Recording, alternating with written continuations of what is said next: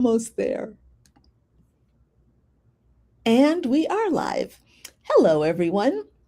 Now, are you someone who uh, opened your business so that you could give yourself a job? Or did you open your business because you wanted to have freedom? I know that I did. I wanted freedom, uh, mostly freedom with my time, and I wanted to have the freedom of being able to do things my way.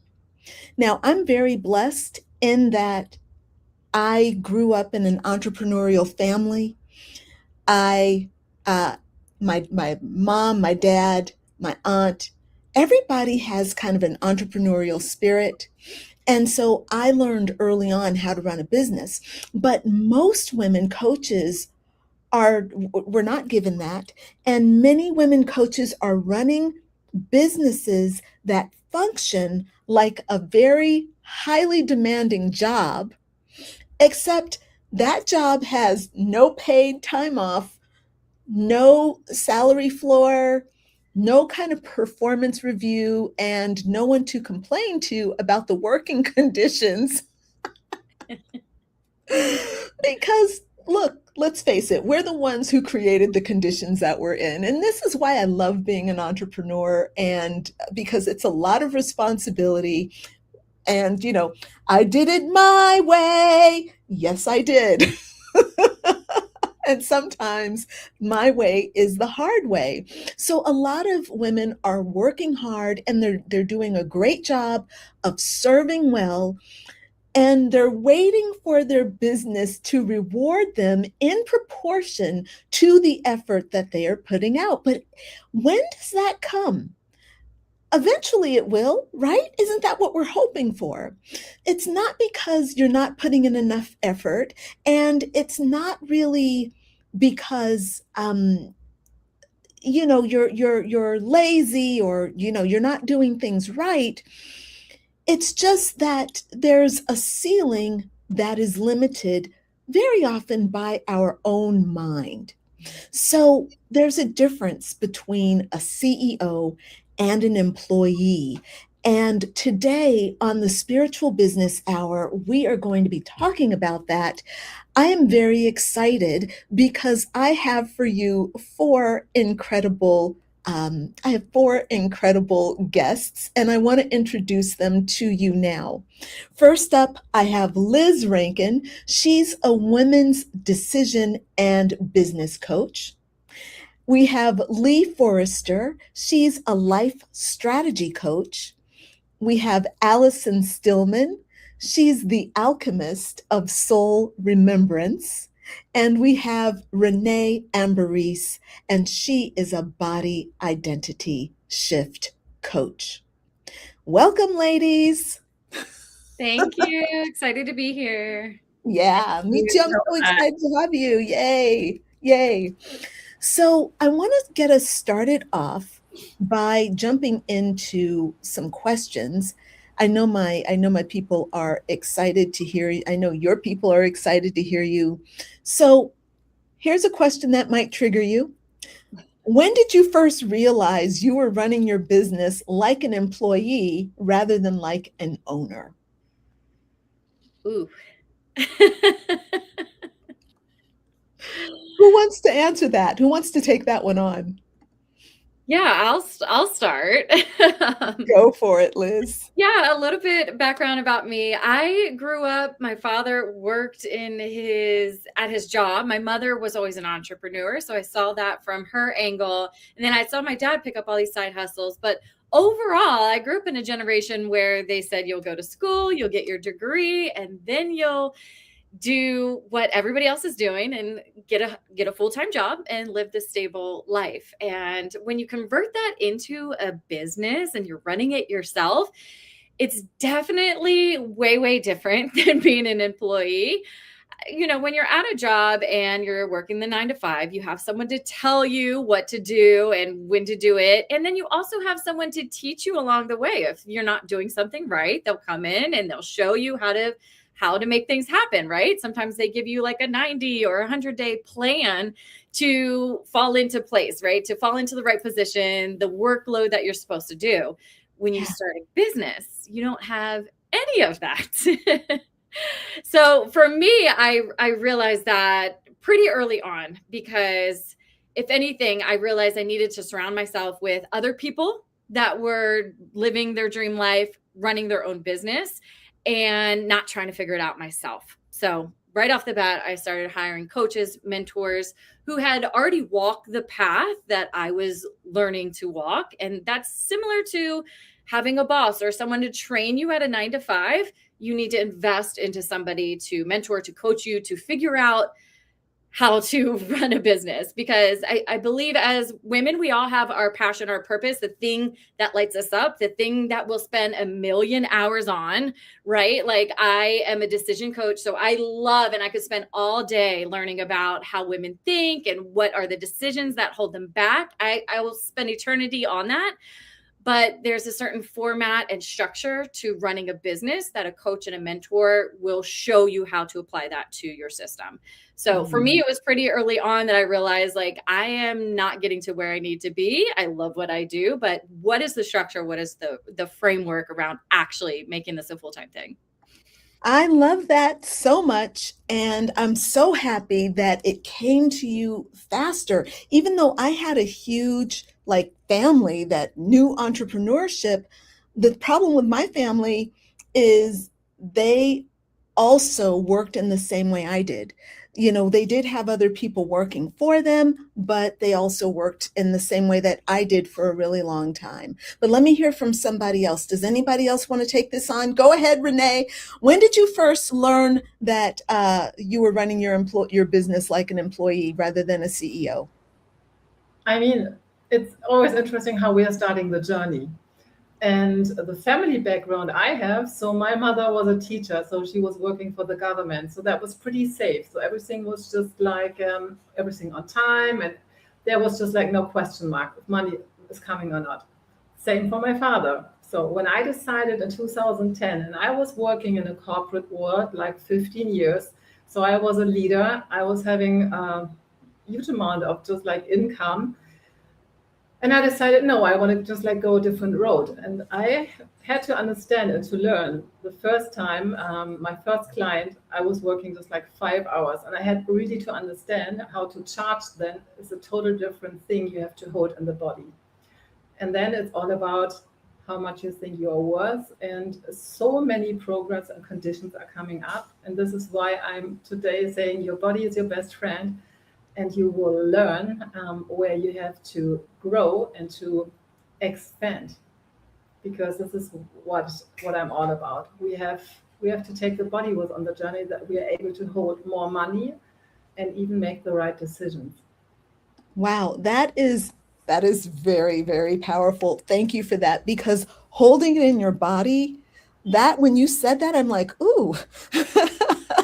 You have to get your body ready for that vibration of charging whatever it is that you feel like you should be charging, and we're not all ready for that. We don't just step into that. It's not a given.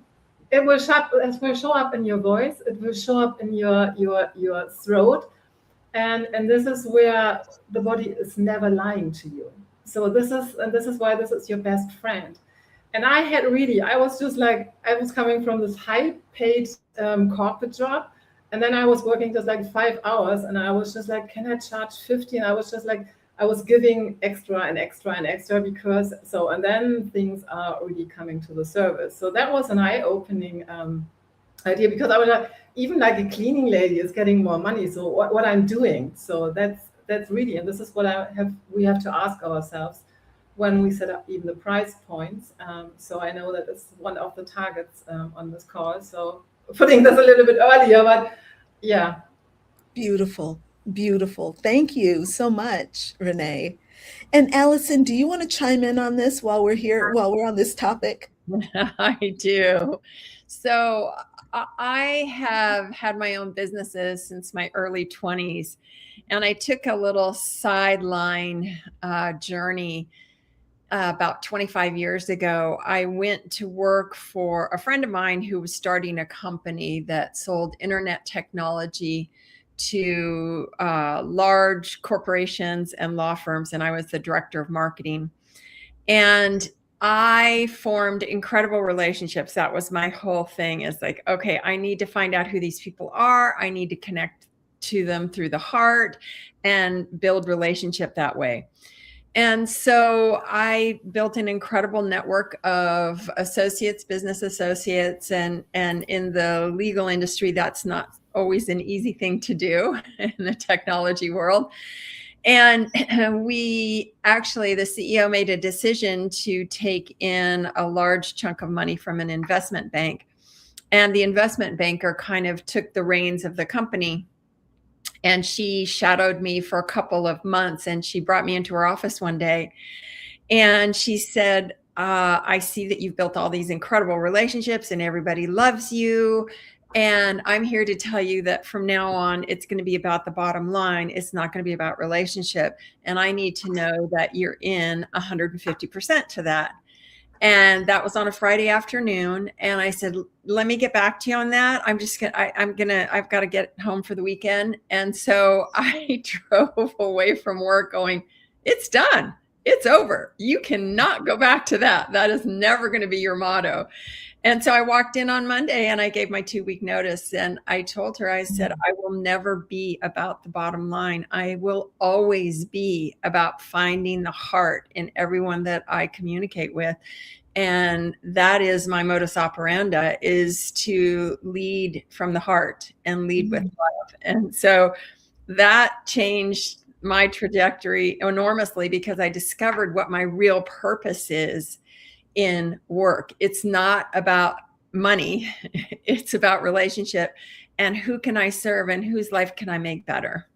So. Wow. I love that story so much. That is kind of the quintessential badass story. Like, hey, I want you to not be your heart-centered self. I want you to be unreal, inauthentic, and do it for the money. Yeah. Right? Not going to happen on my watch. Right on. I totally hear you on that. And that's a beautiful story. So let me ask you all something now, maybe a little bit deeper. So what was the most expensive employee behavior that you see women coaches kind of carrying into their business? And I'm going to just kind of start us off, because we were just talking about this yesterday, and for me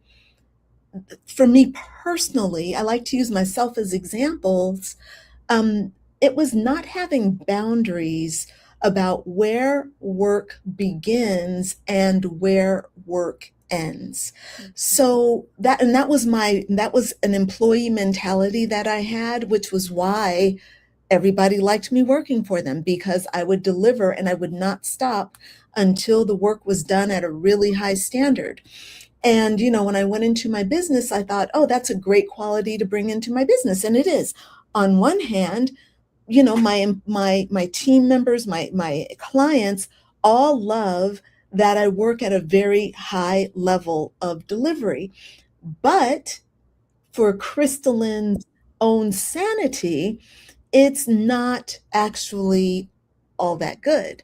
Well, it's not good at all, because what goes out the window when I do that, my gym goes out the window, my flirtation and playfulness with life goes out the window, my meditation goes out the window, my quality time with my dog goes out the window, my quality time with family and friends go out the window, like even my sexual desire goes out the window. Why? Because we ain't got time for that. Because work is eating up all of my brain space, my bandwidth, my creativity. It's like being married. So for me, the most expensive behavior is not what it costs me in dollars and cents, because my bottom line is not affected by that, but it's the emotional price that I pay. And my heart can't function when I don't have that love, that playfulness, time with my family, time with my dog, time at the gym. So for me, that's the key. Anybody else want to take this on? I'll add something to that because that resonates with a guiding light for myself, and that is, how can I offer the most profound experience or transformation for my clients if I'm not functioning at my fullest potential? And in order to do that, in order to vibrate at the highest possible frequency and be so tuned in, I have to be filled up. I have to be completely centered in myself so that I emanate and just radiate love and transformation and healing and power and positivity, so that everyone I work with gets to experience that. And I can't do it if I'm not full. And so I have to fill myself up first. Yeah, absolutely. That's beautiful. That's beautiful, Allison. Yeah, I totally agree with you both. I realize that one of the behaviors that I'm even guilty of was thinking I would need to pour in a lot of time. And I think that was the behavior, but a lot of it was the mindset. The mindset was I need to work hours around the clock. And you do to a point to be able to get your business off the ground. But once you start implementing things and having the right strategy, then things fall into place. So for instance, like I was actually thinking about this at the gym this morning because I got in and out in 45 minutes and I lift like the heaviest weight that I've lifted thus far. And I was like, wow, okay, that months ago, I would sign up for classes and I would do 1 or 2, and that's 2 hours in the gym. And I'm like, what am I accomplishing in that 2 hours that really I can't accomplish in that 45 minutes? Because if you have a longer time frame that you're putting in, especially at the gym, you're not working that hard. You cannot possibly go 3 hours in the gym and like really push, right? And then I related that to my business, coincidentally. I was like, wait a second. Instead of like saying I'm blocking out 12 to 3 to work on the business, what if I crunch that down to 45 minutes or an hour? Like, what are the big things that, like the one domino, right? What is the one domino that I need to knock down within this 45 minutes that makes all of the other dominoes knock down? And that will make my business continue to drive forward, even though I'm not putting in the whole 3 hours, but that 45 minutes. So I think for me, the behavior is thinking that I need to spread out and work so many hours on the business. Whereas as you work in it and as you continue to improve processes, you realize you can get a lot done in a shorter amount of time. I really love that because number one, I love the domino analogy. That totally makes sense. And I also feel a little bit of like, oh, I'm not doing that. That's for sure. So we'll have to talk more about that. Does anybody else want to answer this question or chime in on it? And Lee, I know that you are having a little bit of technical difficulty, but the question was, what is the most expensive employee behavior you see women coaches carrying into their businesses? So Does anyone else want to answer that? Renee, please go ahead. I would love to, because you will open it up so lovely, talking about the boundaries and that we have also to serve from a full cup. But how does it show up in a daily life? How can you really just like face it? And CEO time begins in the morning, in the mirror, before you go in any interaction. You have to learn to lead yourself and to reconnect with the body. Because your body will and we have to understand, as a female leader, we function totally different than the males. They just like can set the goals and they can go with a mindset, but we really have totally different opportunities. And it's about just like, we get energetically nourished the whole time when we are connecting. So, and connecting first in the morning, and this is what I'm teaching is just like, you have to start in the morning before you leave the bedroom, that you're even able to set the boundaries, say no, and feel what is right, because the female intuition is coming to our body. Mhm. We know then if we have to go right and left, and how we make the decisions, and we have to learn to trust really this nature magic we have. That's what it's all about. I love that. Taking the time, Mm. the 5 minutes in between, to reset, to refresh, and to come really in the present moment. That is costing the most money. And what I feel like between being a self-employment or just like CEOs, this is where the shift and the total different embodiment is coming. Are we from the full cup, or just like the empty cup? And we have to understand when we are running empty, because we think we have to perform. And these are so many patterns. And this is why I love routines. You can make check marks, and then you can go after, oh, where I am on the scale. So this is where tracking is always good, that you stop the self-betray and can make the shift. Beautiful, beautiful. Right on, right on. Lee, I want to give you a chance to chime in. We haven't had a chance to see Coach Lee yet because she's been trying to deal with the technology. So come on in, Lee. Do you want to speak to this? Yes, and I would agree with what was just said. You really have to, I don't want to say fight for your time, but make it a priority. That first thing in the morning makes a huge difference. Just to have that time for yourself, because I know once I get going, and I'm a fast mover in the morning, it's kind of like a runaway train. And then everything else is just getting back to that quiet time or the meditation or whatever thing you do first thing in the morning to just kind of get centered. It's hard to go back to that once the momentum gets going.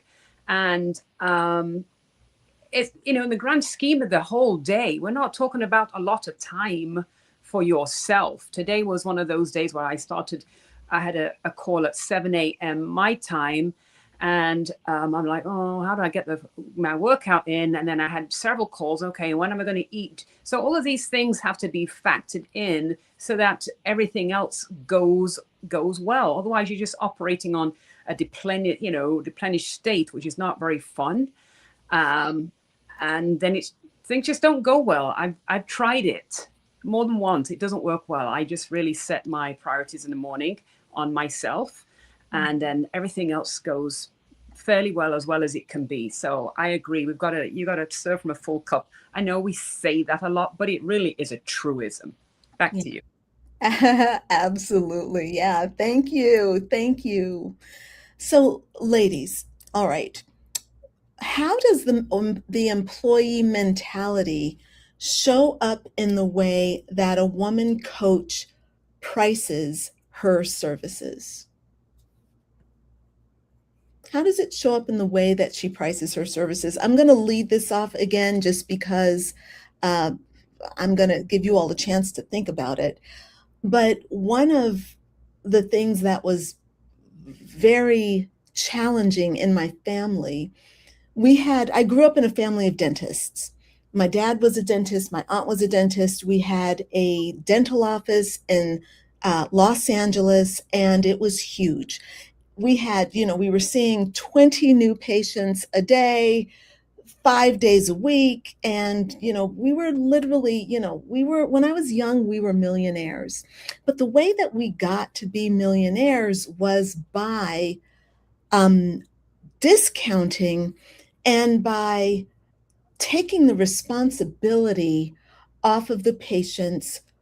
We would accept what the insurance would pay, or we would heavily discount our prices so that people were paying less out of pocket. And so the mentality of our family's office, which our patients loved us, but the result is that the patients were not given the responsibility of the truth of what it costs for dental care. We undersold, we cut our own pricing, and we all, me, including my parents, my dad, my mom, and even my aunt, we went forward in our businesses with the attitude that discounting is the way that we stand out and get seen.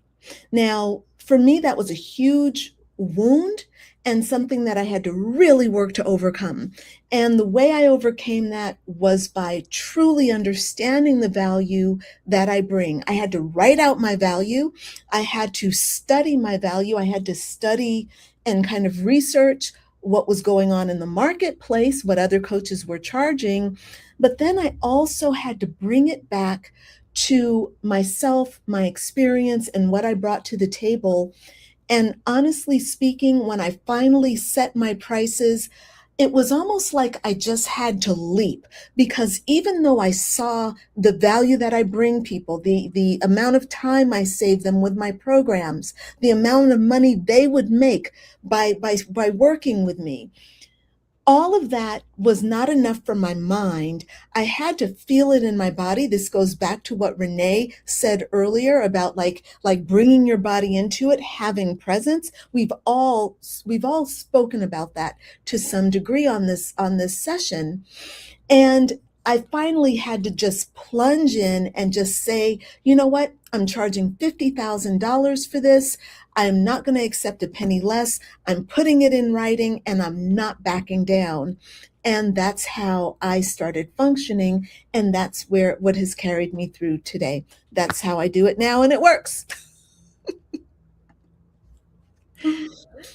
So good. I love it. I love it. I feel a lot of what you've gone through, Crystalline, especially my parents, my mother in particular. She had a child care center in her home, and that was her business.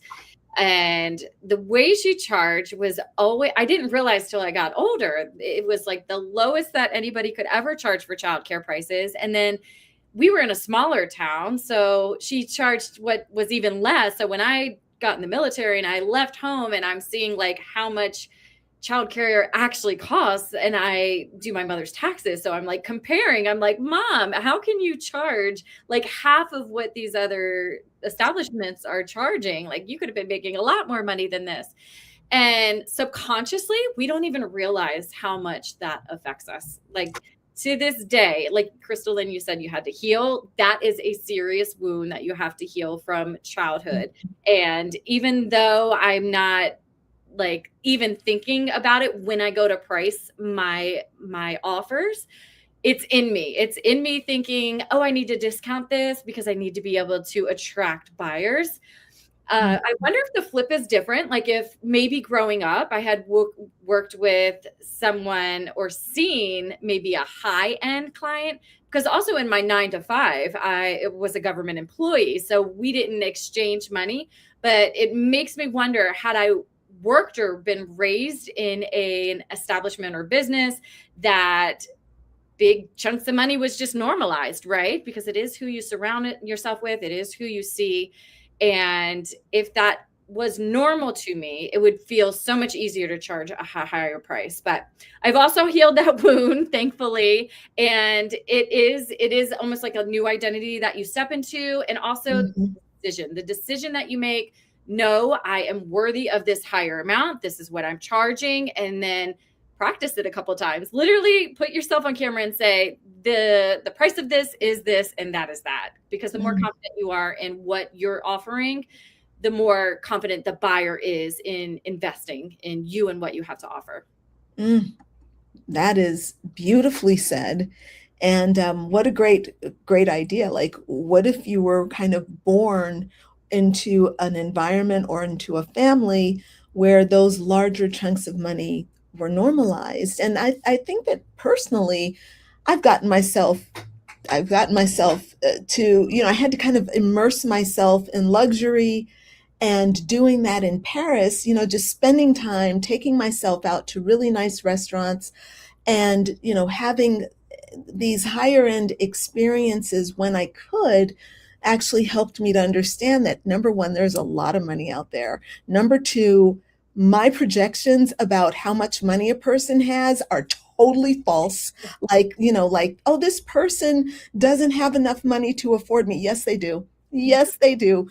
Don't be, fooled by that. And just kind of allowing myself to understand that the world really is abundant with money, even though it might be not well managed in the world by governments. Okay, that's a different issue. That doesn't mean the money doesn't exist. That means we have some issues with our governments, and that is not an issue of abundance or prosperity. Absolutely. Does anybody else want to take on that question? The question is, what is the most expensive behavior you see women coaches carrying into their business? That's what we were answering, right? No. Yep, that's what we were answering. Yeah. I think it was the next one about the Oh, sorry, ladies. Thank you. how Thank that's you. That's right. affected. How does the employee mentality show up in the way women price their services? Yep. Sorry about that, Yep. ladies. Yep, you're good. Mm-hmm. Does anybody else want to talk about the way women price their services and that employee mentality? I think that is a real huge thing what we have to understand when it comes to the pricing point. And here, this is where you have to see who are you surrounding with yourself. When it comes to the pricing, that's one part. And to find your price that you're comfortable with. So I had to make it practical, like whatever you do, make a list and write how much money you were investing in yourself. That's specific for us women. It becomes visible because it's all about just like the worthiness. We like to spend money for others, but it wants to come the payback. We're getting just like, this is showing up in your voice, this is showing up in your face, this is showing up. Are you comfortable with your price? So make it visible how much you were investing, how much time you were investing for training what you do. See what life experience is coming on the table. So this is everything what you really you have to understand who you really are and what you bring on Excellent. the table. So Excellent. and the price is really, you have to learn to hold it. Money is energy. Let this sink in. Money is energy. Mhm. You have to learn to hold the energy, and this is where your body is your vessel. Really to take the number and just like, yeah, I like the idea, train it with a camera or just like in front of the mirror work. And I love to do so much because this is where you then see what is acting. Are you still smiling or where is coming the tension? So, and play with your voice.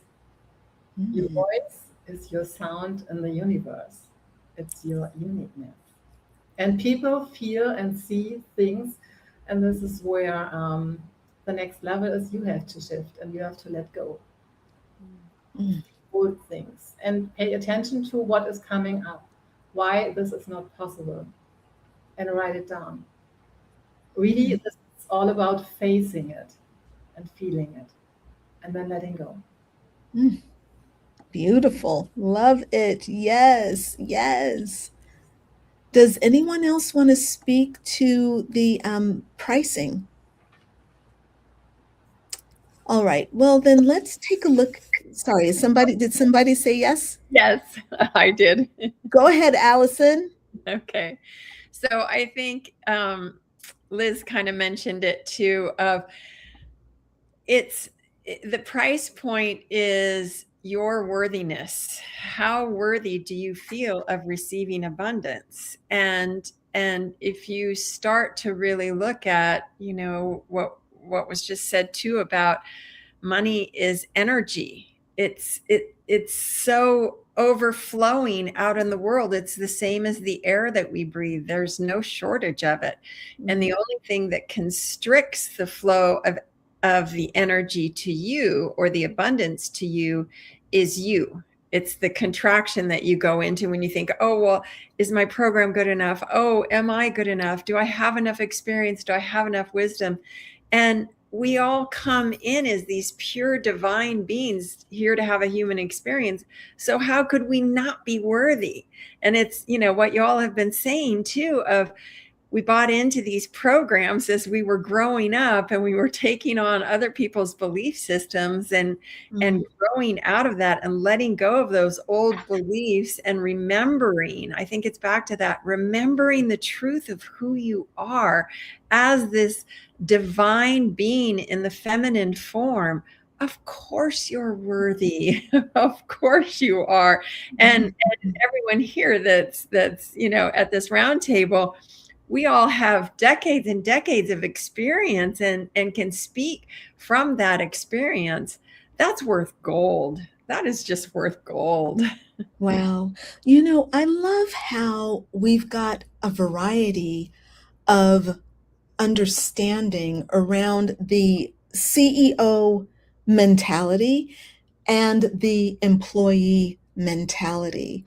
And I think that the employee mentality is limited because we have to rely, our paycheck is conditional as an employee. Our paycheck is conditional based on whether our employer wants to employ us and whether we do the things that are outlined in our job description. And I think that that's kind of, that's definitely how I was raised as a kid. Like, Crystalline, you need to be a good employee. You need to, show up on time to work. You need to do everything at the highest level so that you can get promoted or get the raise or get whatever it is that you're going to do.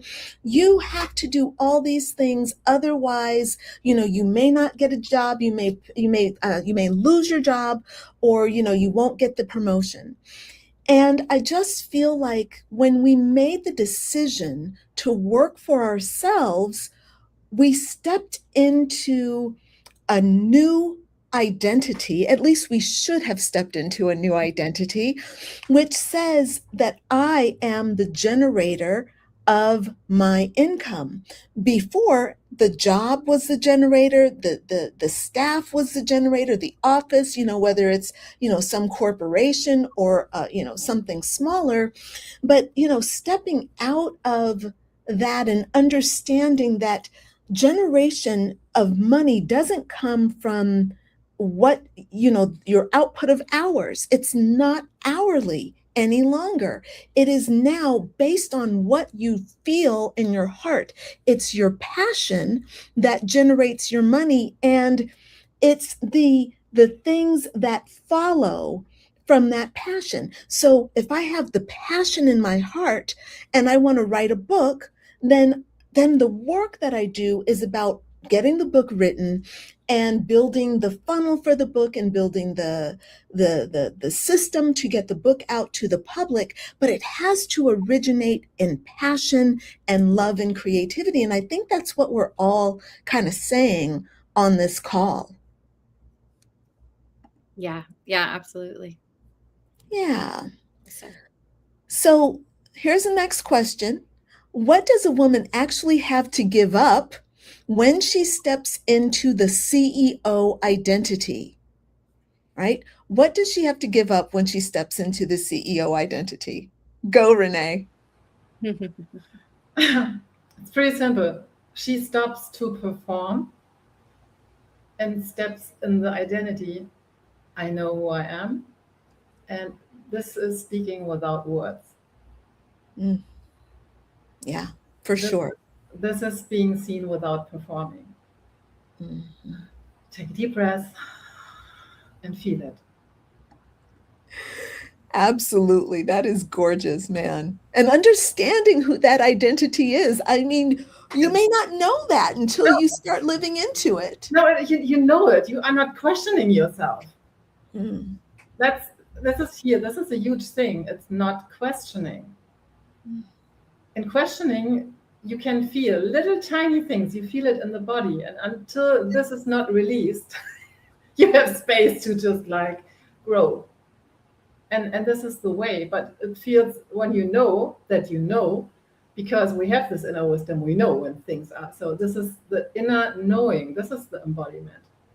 And whatever, it can be a CEO, whatever, but you have to feel it from head to toe. I would love to just follow up on that because it's just coming in. What if the CEO actually means the Chief Embodiment Officer? And what if that means we have to fully embodiment that role as the CEO? Ooh, I like that. Thank you, thank you, thank you. That's just like, yeah, exactly. This is how it goes. We have to open the rooms now. This is the female thing of how we can rule the world, not by manipulating and all the stuff, because even this you can feel in the body. We really have to learn new skills. Mm, so powerful. So powerful. I know that one of the things I had to give up when moving from the employee to the CEO mentality was this kind of reliance on other people to make decisions, right? I couldn't, I had to be the one to take the risks. You know, when I said, okay, here's the end of this year and the beginning of the next year, what is it that I'm going for? What is it that I want to create? What is it that I want to produce? What is it that I want to see? What experience do I want to have? So, a lot of that identity, I believe, is understanding that you are responsible for your life and you're responsible for what you create and you're responsible for for what you're calling in. And to me that is incredibly powerful. And once I stepped into that, at first it was scary. It was scary because you're kind of like, how do I spend this day? How do I do this? But then you start getting your legs, you start developing your wings. Like for me, I like the butterfly. That's my company, Badass Butterfly. And once I really understood that I am responsible and that I can take myself and my business wherever I want to go, that's when things started getting really good. Up until then, though, I was awkward. There was that awkward flying stage, but now I know exactly where I am, and embodying that is wonderfully fun. But it did take me a while to get there. Yeah, that's beautifully said. I think for me, what is coming up is she has to let go of her excuses. As an employee, you're able to blame the boss. You're able to blame the coworkers. You are able to blame everybody and anything, leadership, management, whatever it is, you're able to blame them. When you're a CEO, the only one to blame is you. So getting rid of your excuses of being fearful to press record, to your excuses of I'm just going to hide another day. We have bills to pay. Like we can't hide. There's no more excuses that we're just going to put this off till the next day. The excuse of, oh, I will write the book tomorrow, or I will take the next step tomorrow. Like your excuses are no longer, we don't have time for that. You've got bills to pay, things to do, house note, whatever it is. Your excuses have been the reason that you're hiding, your fear of judgment, your worried what people are going to say, that you're going to test, you're going to fail, you're going to repeat it, you're going to test it, you're going to fail. Like you can't hide anymore. So the excuse of I'm so scared what people are going to think about me, which I've definitely struggled with, you can't have that anymore. The excuses have to be gone. Beautiful. Thank you for that. Does anybody else want to chime in on that? All right. So look, it's about time for us to start wrapping up. And what I'd like for us to do, I want to remind you all that we are here. We are all presenters at the Liberated Coach Summit. It's starting next week, but you can sign up now. There is a link in the comments or somewhere in this thread that you can sign up. You're going to meet all the speakers like Renee and Allison, Liz and Lee and myself. All right. But there are 15 other speakers that are a part of the summit. each speaker is going to be talking about one of the shackles that are keeping you as a woman coach from experiencing true liberation, true freedom in your business. So you'll want to sign up to join the summit. Is absolutely free. Each speaker is going to be offering you an awesome gift. I know that I am excited about all of their gifts that they are offering. I'm also very excited because each of them has given a really powerful talk. So if you sign up for the summit, you are going to have full access to all 20 of the speakers, their talks, their free gifts, and we even have a community where you can interact and get to know the speakers a little more personally as well. So thank you so much for joining. But before we sign off, I want to give each of our speakers just like 1 minute to introduce themselves in their own words, and also to maybe share with you the gifts that they are going to be offering during the Liberated Coach Summit. Would anyone like to go first and share who you are, what you know, kind of what your specialty is, and what you're going to be sharing for your gift at the summit? Sure, I'll go. Go ahead, Liz. I had a test round yesterday. Let's see how we do today. So I am Liz Rankin, and I am really passionate about helping women find their gifts, the things that God gave them inside, their purpose, the things that they went through, the hard times, and turn that into a profitable business. I truly believe that she is the asset. You are the asset yourself, whether you put that into a coaching offer, a digital product, or a membership, whatever it is, you definitely have something inside of you that can turn into a profitable thing. I'm also working on my book. I'm finalizing Girl, Just Make the Damn Decision. I know a lot of women, we struggle internally with making decisions, me, myself. And so I have the book coming out, but what I'm giving away to everybody for this summit is the workbook that helps you actually take action, build momentum to make decisions, things that have been holding you back. You will be set free. The shackles are being taken off so that you can actually make those decisions and live the best, most amazing life possible. Excellent. So excited about it. I love the title of the book. Girl, just make the damn decision. Excellent. Who would like to go next? Who's ready to introduce themselves? I'll go. Go ahead, Lee. Okay.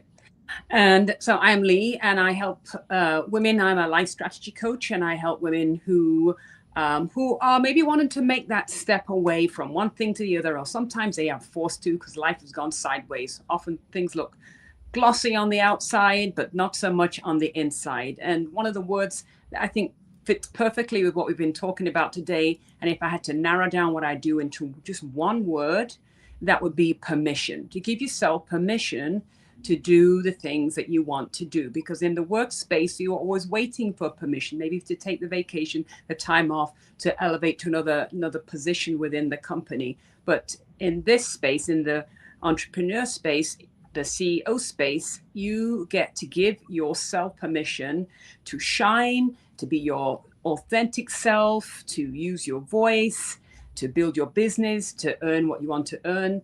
And in the gift I'll be giving, we're going to talk about not just what we think, but why we're overthinking it. We're just churning it around and around and around, and just take action already. And if it's not quite the right thing, we make another decision. We take another step in another direction, but to not keep overthinking the thing. If it doesn't work, business is marketing, it's trial and error. This product is not quite right. We're just testing the market always to see what's going to take, because the market changes too. It's not just everything we do now is going to work or be viable in the next 6 months or a year. People change, their needs change.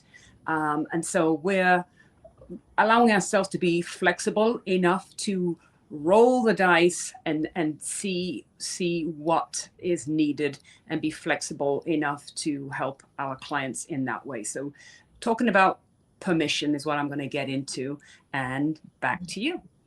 Excellent. Thank you, Lee. That sounds really good. And what about Allison or Renee? Who wants to go next? I'll go. All right. Yes. So I am the alchemist of soul remembrance. And I have been guiding people deep into the subconscious to release those subconscious beliefs and programs that keep us playing small so that we can really move into alignment with our soul's destiny. And what I have discovered over the years, I also am a master aromatherapist, and I work to create signature heart scent fragrances for my clients, so that not only are you addressing what those core belief systems are, but you can shift those and change those, and you can really consecrate those new belief systems, especially working with essential oils. And so I'm just finishing up my next book.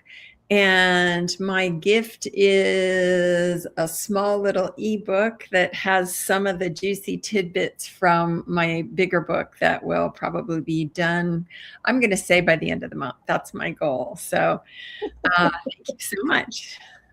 Excellent. I know I'm excited about it. She works with essential oils, right? So Allison is like the queen of anointing. She's brought that back, this ancient practice.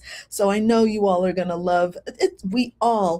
Everyone here and everyone on the summit is just bringing high level teachings and insights that are going to help you at the level of your mind and help you at the level of your body, but also that's going to help you at the level of your business and your money and your time. All right.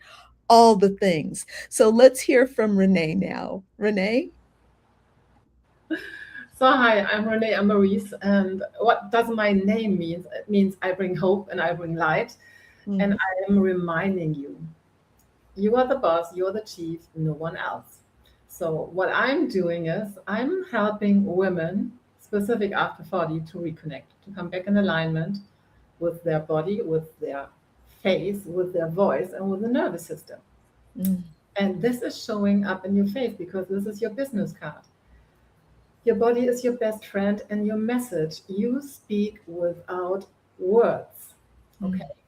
So, and you can reprogram everything. So, and I've been to all self-betray. I'm doing the work. I call my method Yoga for Face, 4 steps to serve the daily life after self-betray, after sabotage. And I'm doing this because the loss of my kids. So I'm guided from heaven. So whatever was happening in your life, your smile is your key that brings you back to paradise. That's so beautiful. Thank you so much. And my name is Crystalline Bell, and I am going to be, I'm the host of the summit. I put this whole summit together because I work with women. I'm a spiritual business mentor, and I work with a lot of coaches who really have a passion for coaching, but they don't know how to build their business.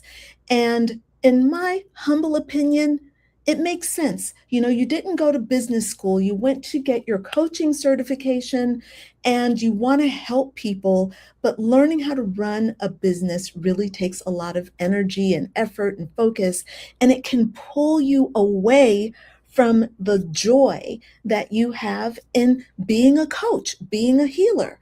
And I wanted to bring you back into the pleasure of coaching. And that's what this summit is about. All of the speakers on the summit are determined to help you find that pleasure in coaching by helping you manage some aspect of your business. Now, during the summit, my free gift to you is the 5 Shackles quiz. It is a quiz that helps you understand where you are and where you are shackled somewhere in your coaching business, whether the shackle is around your mind, your time, your business, your money, or your pleasure. And so you take the quiz, and there's a beautiful guidebook that goes along with that. And I'm happy to be offering that to you for those of you who join the summit. So right now we are going to go ahead and wrap up our spiritual business hour session for today. I want to thank you all for joining me. Thank you, ladies, for bringing your beautiful selves and your wisdom. Thank you for inviting us. Yes. Absolutely. And some of you all are going to join me on other days. That's great. You all are more than welcome to join me here every day, because it's really about these conversations that we're having and diving deeper into these topics. I find these topics to be absolutely fascinating. Looking at the employee mentality versus the CEO mentality, for me, that's where the richness is. That's where the transformation is, doing this kind of work. So thank you so much, ladies. Thanks so much for watching. Please remember to react and leave a comment and share this video, please. Thank you so much, friends. We're going to go ahead and sign off. Bye for now. Bye.